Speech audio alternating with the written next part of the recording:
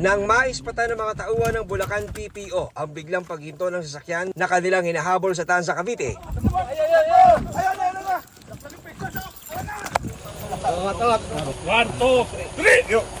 huli ang 46 anyos na suspect na umano'y isang gunman na dating miyembro ng CIDG at wanted sa kasong double murder.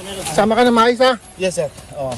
Ayon sa Bulacan PPO, isa ang suspect sa dalawang hitman sa pananambang at pagpatay kay Bulacan Board Member Ramilito Capistrano at kanyang bodyguard noong October 2024. After po ng kanilang session sa Sangguniang Panlalawigan at pag-uwi po niya, inabangan po dito sa part ng Malolos, mahigit 70 po na piraso ng basyo ng bala ng baril ang na-recover. Ito yung baril, oh. Sir, milog dyan, sir.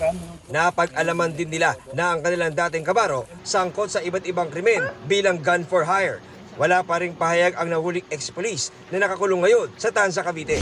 Tuloy ang follow-up operation ng Bulacan PPO para maaresto ang iba pang kasamahan ng naarestong suspect. Para sa GMA Integrated News, John Consulta, nakatutok 24 oras.